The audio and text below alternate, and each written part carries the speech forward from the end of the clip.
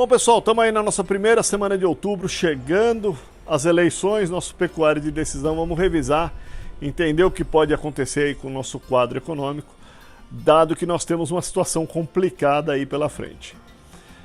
Primeira coisa, temos as eleições aí semana que vem, e a responsabilidade de cada um é muito grande, porque o que acontecer após essas eleições vai nos colocar num quadro melhor ou pior no nosso futuro, né?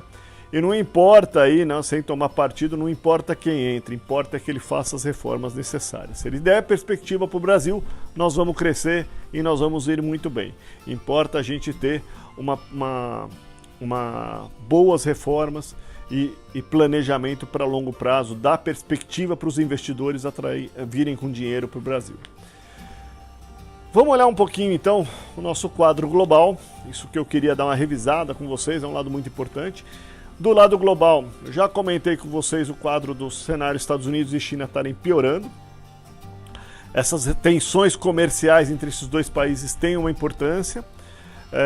Fica difícil, né, a gente conseguir fazer uma projeção aí, mas a expectativa melhor nesse quadro é que essa relação se encontre um ponto de equilíbrio e evolua, porque o não encontrar o ponto de equilíbrio entre essa relação comercial é pior para os dois países.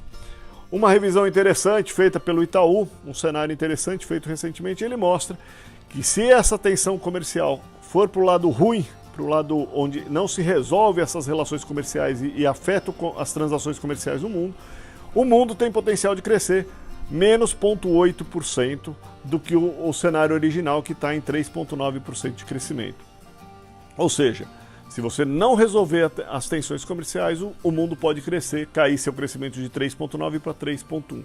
E isso afeta todas as economias que estão ao redor disso.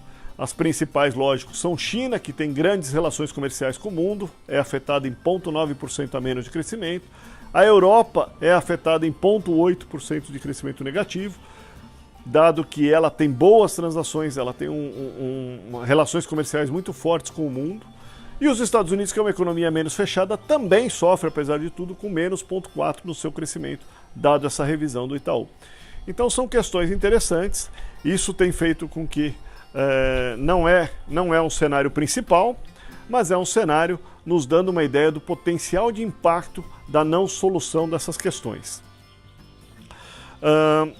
Com isso, nós temos aí um juros americano que vem subindo com força. Se os Estados Unidos passar a crescer menos, você vai ter um juros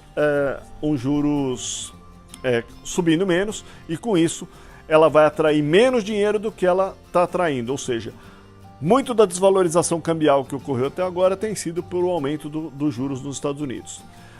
Se essa economia parar de crescer, esse dinheiro vai ficar disponível, vai começar a procurar novos investimentos, ou seja, esses investidores globais começam a procurar realocar seu dinheiro.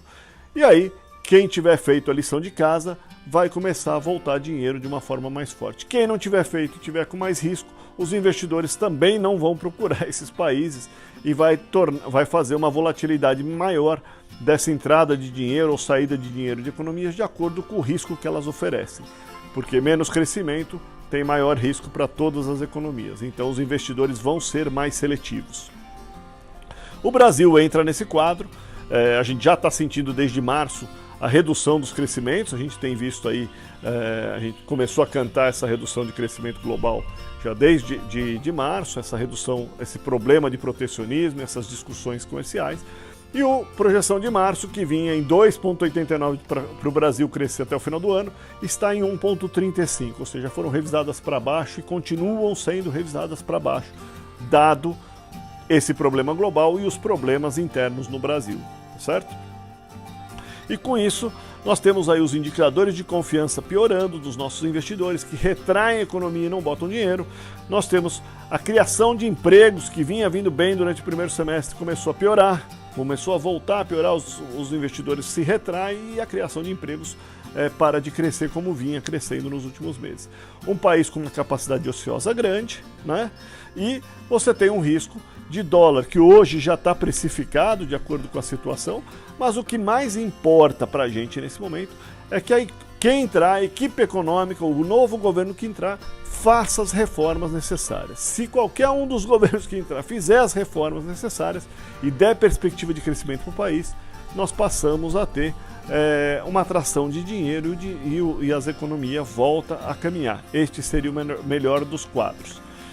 No cenário, então, teríamos dois cenários aí para desenhar. Num cenário melhor, o Brasil é afetado por não seguir por reformas, né? E não atrai dinheiro, e você provavelmente terá mais desvalorização cambial, e quem irá salvar o país será as exportações, principalmente no negócio de gado, será a exportação de gado que irá salvar o país.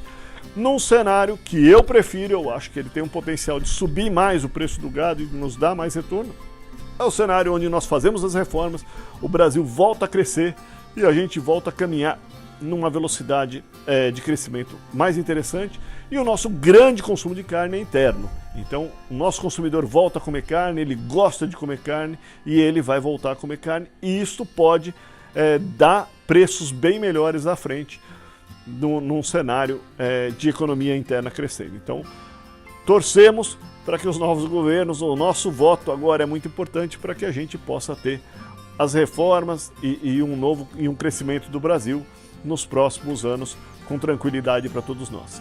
Vamos para as eleições e vamos dar uma olhadinha agora em dois outros pontos importantes.